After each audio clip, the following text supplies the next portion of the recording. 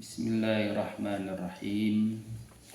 Assalamualaikum warahmatullahi wabarakatuh. Alhamdulillah wassalatu wassalamu ala Rasulillah wa ala alihi wa ashabihi wa man tabi'ahum bi ihsanin ila yaumil qiyamah, amma ba'd. Jamaah salat subuh rahimani wa rahimakumullah. Di sini saya akan melanjutkan pembacaan ringkasan dari kitab Tauhid atau kitab Al-Jadid, syarah dari kitab Tauhid.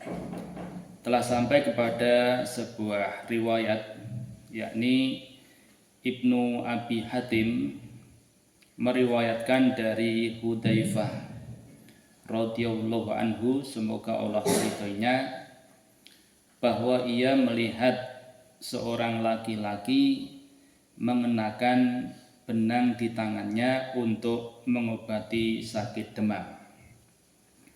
Segera saja Hudzaifah memutus benang itu seraya membaca firman Allah, "Wa ma yu'minu aktsaruhum billahi illa wa hum musyrikun." Dan sebagian besar dari mereka tidak beriman kepada Allah melainkan dalam keadaan mempersekutukan Allah dengan sembahan-sembahan lain. Al-Quran surat Yusuf ayat 106. Jamaah salat subuh rahimani wa rahimakumullah. Maksud dari ayat "dan sebagian besar dari mereka tidak beriman kepada Allah melainkan dalam keadaan mempersekutukan Allah dengan sembahan-sembahan lain", yakni maknanya adalah bahwasanya kebanyakan manusia mencampur adukkan keimanan mereka kepada Allah dengan perbuatan syirik. Perbuatan syirik yakni perbuatan yang menyekutukan Allah Subhanahu wa ta'ala. Ada beberapa faidah yang bisa diambil dari riwayat ini. Yang pertama, menghilangkan kemungkaran yang ada pada seseorang dengan tangan, yakni tangan sekaligus, sekalipun tidak diizinkan oleh orang tersebut. Nah, tentunya ini dilakukan oleh orang yang punya kekuasaan, seperti seorang bapak terhadap anaknya, atau seorang guru terhadap muridnya, atau seorang penguasa terhadap bawasannya. Namun kalau levelnya itu sama, maka dikhawatirkan itu akan terjadi sesuatu yang tidak diinginkan.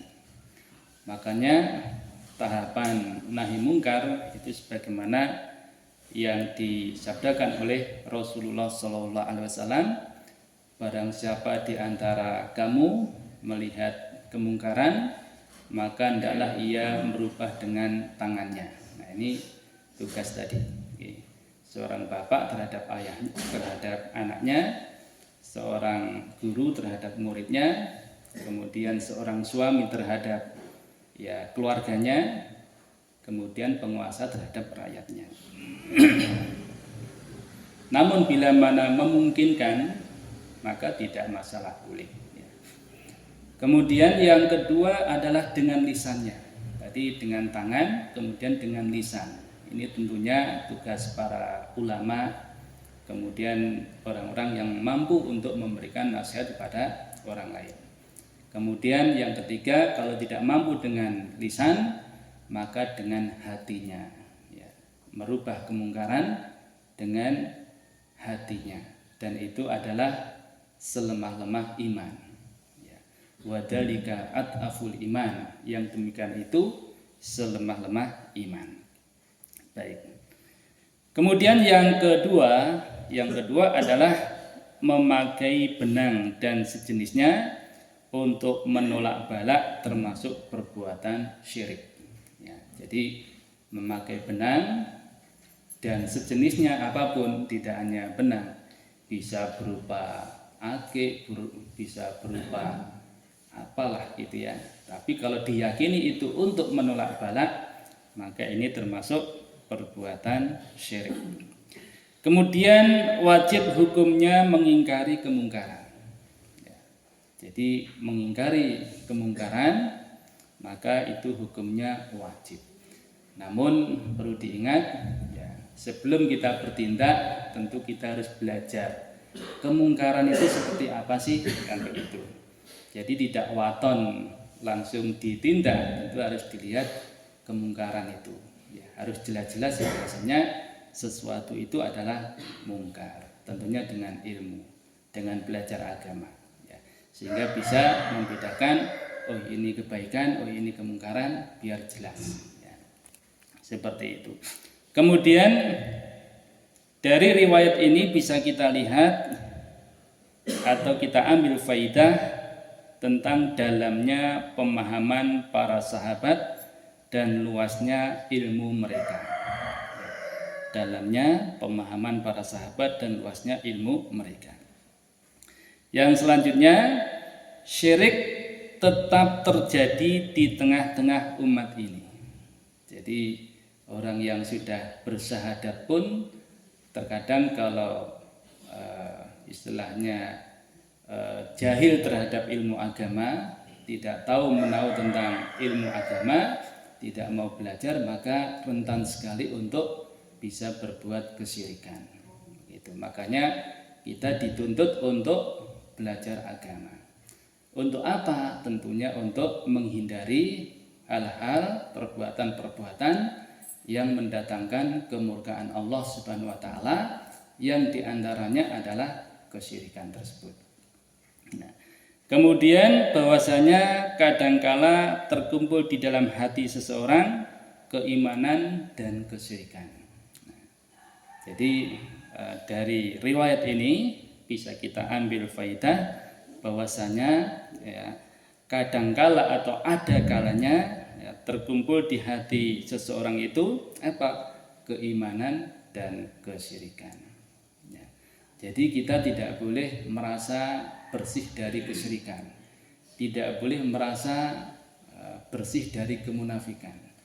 Untuk apa? Untuk waspada. Oke.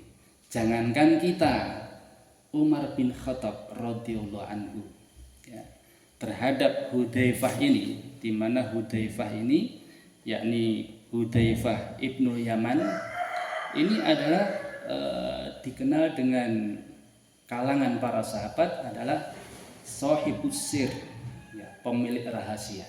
Nah, gitu. Pemilik rahasia artinya apa? Ya, dia tahu siapa-siapa saja yang dinyatakan munafik. Ya, dari mana taunya? Berita dari Rasulullah Shallallahu Alaihi Wasallam. Sehingga ketika Rasulullah Shallallahu Alaihi Wasallam telah wafat, maka Umar bin Khattab ini mendekati Hudzaifah dan bertanya. Bertanyanya tentang apa?